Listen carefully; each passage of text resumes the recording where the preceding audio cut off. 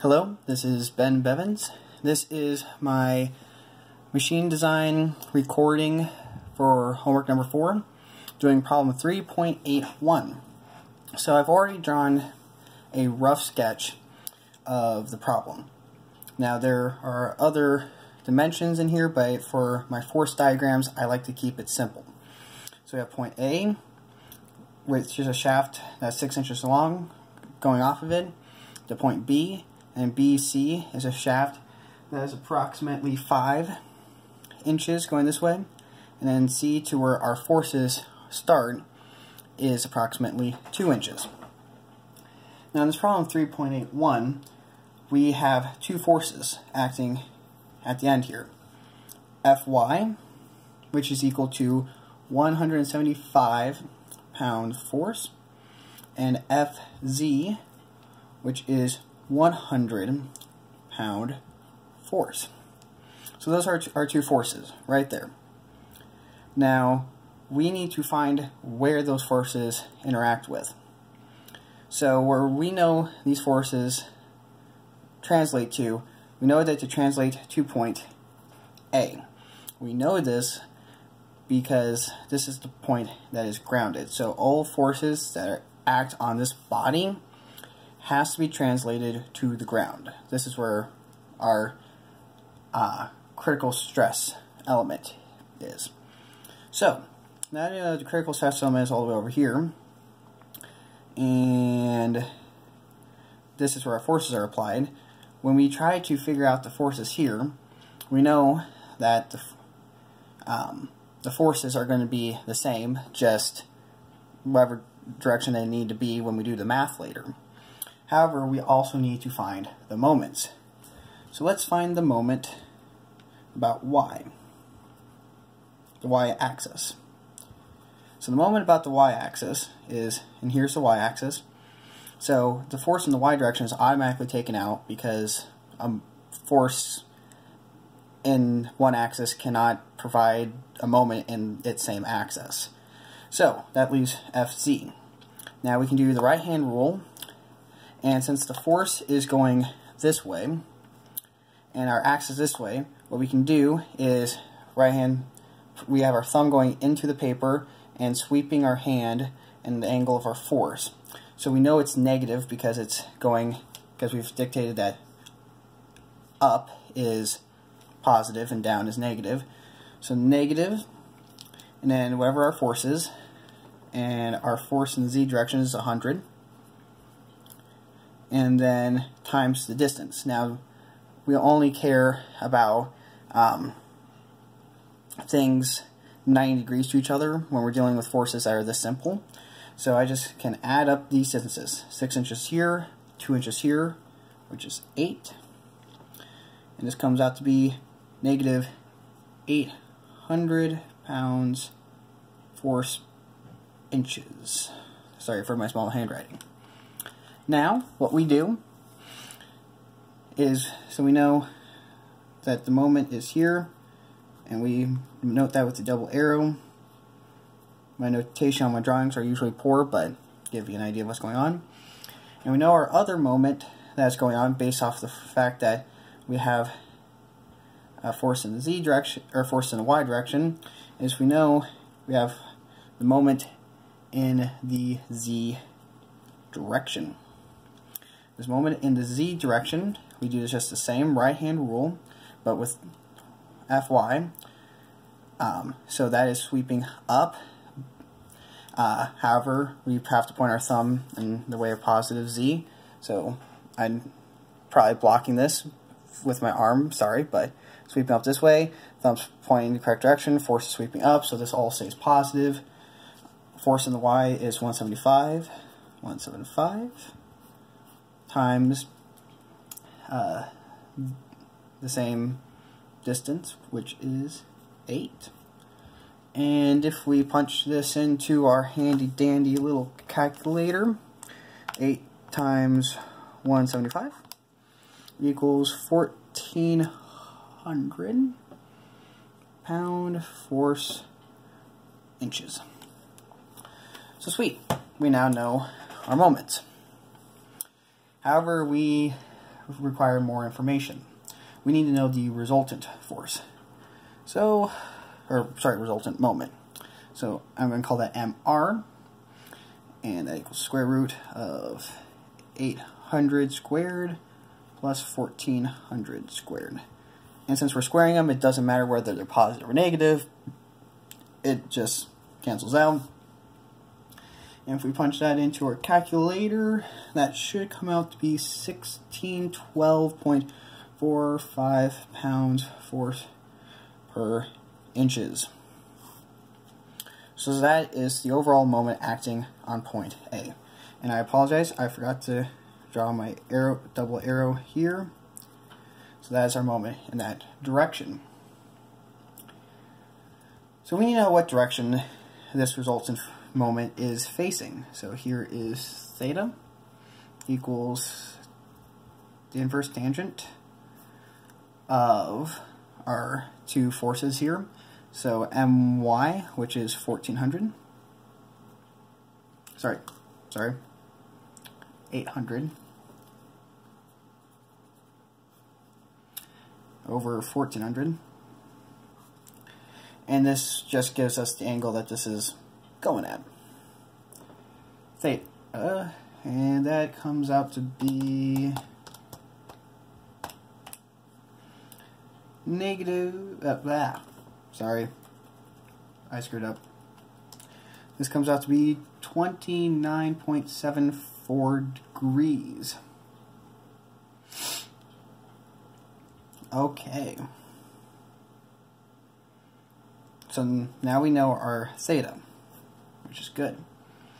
So now let's figure out our torque at point A, because the torque will have to be known for later math.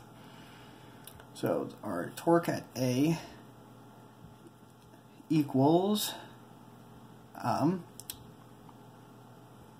our force in the y direction, because this is our crankshaft going this way. So this is where most of our force should be exerted, and the one that's going to actually create a torque at point A. Force at Z is just going to cause a twisting force. This will actually create a torque. So we only care about that. So 175 times 5. And just because of right-hand rule stuff, that will be negative. And that comes out to be negative 875 pound force per inch. Now, what makes this different than our moment calculations is we used this distance here, because we want to know, like I said earlier, the torque that you're creating, because this torque is actually the twisting force, and this is the whole point of this type of system, is as a handle that you are, or a crankshaft that you are cranking. Probably beat a dead horse there, apologies. So, now let's find our stresses. So, in the quizzes, this is the section that I generally have trouble with, because I like my equations, and I need to visually see my equations. So I have on a computer up here some equations that, and this is one of them. So sigma x equals 32 times our resultant moment over pi d cubed.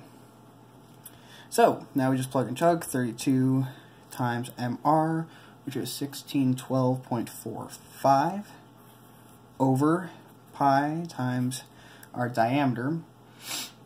Now this is where my diagram is not sufficient, so we'll look in the book. Yeah, and the diameter of this shaft here is 1 inch. So 1 cubed, just 1. So when we punch this in, we get 16,000, so we'll just make that 16.4 kpsi. Actually, I'm not exactly sure what that is. Kips. Anyway, so that's our sigma x. So now we need to know our torsional forces. So our torsional force in the XZ plane, I think, is what we need, right? This plane, yeah. It'd be torsional force in the XZ plane because that's where our torque is happening. Our torque is, yeah. Because here's our force Y, and that is acting off of that plane, the XZ plane. Because Y, the one that's not being counted for, is XZ. So yes, torsional force, torsional shear stress in the XZ plane equals negative 16t over pi d cubed. Once again, we plug and chug, negative 16, and this is where our torque comes in handy. Negative 875. These just cancel out, the negatives, over pi, and once again, 1 cubed, well, that's just over pi. So you do some more plugging and chugging.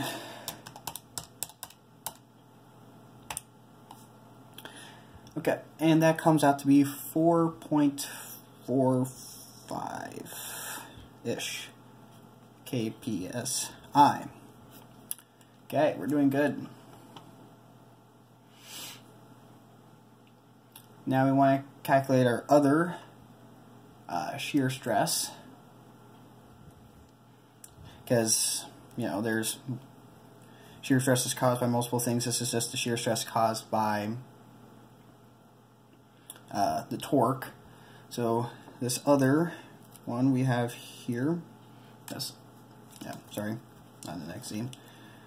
The other shear stress we have is based off of our resultant forces down here. So when we translate this over, our Fy over, there's also an Fy force here and an Fz force here. I just didn't redraw that down there. And I realize I'm about to get to the end of my paper, so I'll move this up. So our next shear stress will account for that. So 4V, which is our shear stress, our shear force, over 3A, our area. And once again, these are equations I have up on my computer because these are equations I have trouble remembering. So 4 times our shear, 175 over, just a second, I need to check something. Yeah. Oh, and also, I guess I should be keeping better track, sorry. So, up till here, this was all part A. This is all part B. Part B, I apologize, I've just kind of been working through the problem. We want to sketch the diagram of our forces and stuff. I'll get there in a minute, sorry, for getting ahead of myself. Then over 3, then our area is pi over 4, 1 squared, which comes out to be 297.1 psi. Now, once again, the reason why we used our shear force of 175 instead of our 100 is because our other torsional shear, our torsional shear stress was based on the XZ plane. So we need our other shear forces that we're adding in here to be also acting on that plane, so to speak. So when we need to take that into account, it kind of rationalizes itself. However, at the end of the day, usually this doesn't matter. I mean, we calculate it anyways, but you can see that this is 297 psi. Up here, this is 4,450 psi. So for all intents and purposes, we can just neglect this. It does not affect anything drastically. And there's already going to be error in all of our calculations, so just leave it out, keep it simple. I like to follow the KISS method, keep it simple, stupid. Because when I don't follow that, I make mistakes. So since we're worried about the XZ plane, here's our unit. Here's our torsionals. I like to draw my figure first and then fill in the blanks. Okay, so our stress in the x direction is equal to 16.4 kpsi, and then our shear stress in the xz plane equals 4.45 kpsi.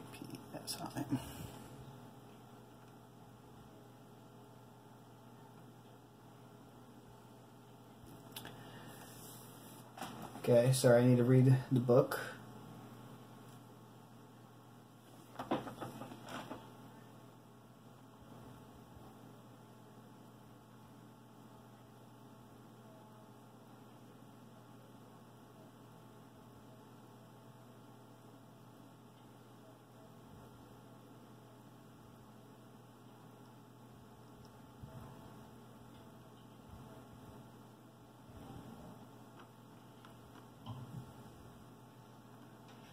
Okay. So, once again, sorry, I need to see the figure again. Yeah, so our torsional shear stress is being acted on a unit, and it increases all the way up to the top. So I don't think I need to sketch this, but it would, the forces would look a little bit something like this. So those would be the torsional.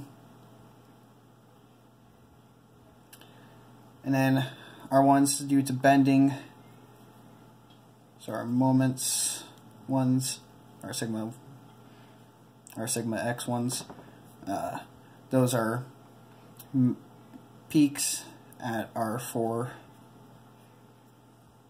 corners, and they kind of V down.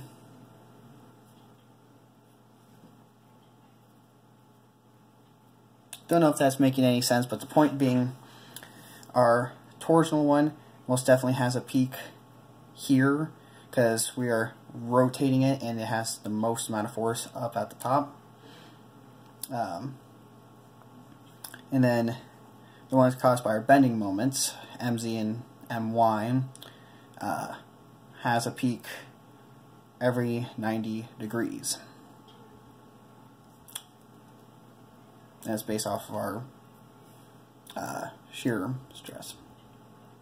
So part C is where we're going over into now, and some of my information is going to start disappearing so you can actually see what's happening where I'm writing. Part C is asking for the critical stress element, determine the principal stress and maximum shear stress. So, here, I don't like using Mohr circle. Like, I never learned it well in E-bodies. So, sigma 1 is equal to sigma x over 2 plus square root of sigma x over 2 squared plus torsional xz squared. Guess what? This is all information we have. And what's beautiful about this is, and this is where I kind of understand where Mohr circle comes in, is because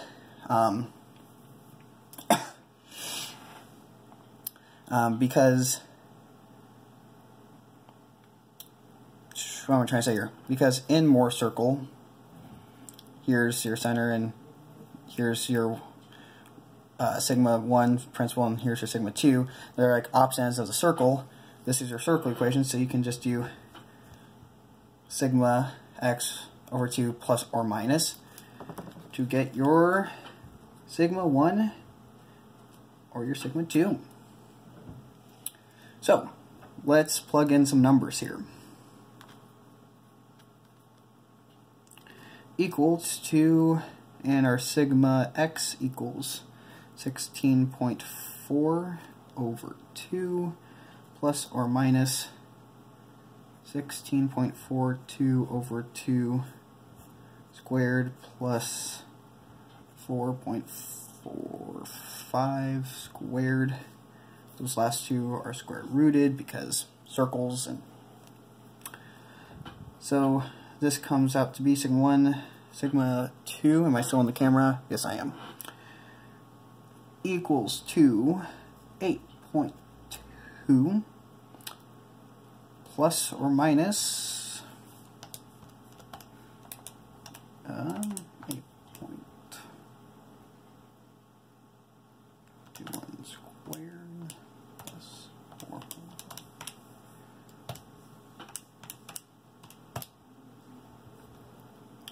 9.33. So when we do some basic math, sigma 1 equals to 9.33 plus 8.2, 17.53 kpsi. And our sigma 2, which would be 8.2 minus 9.33, that equals negative 1.13 kpsi.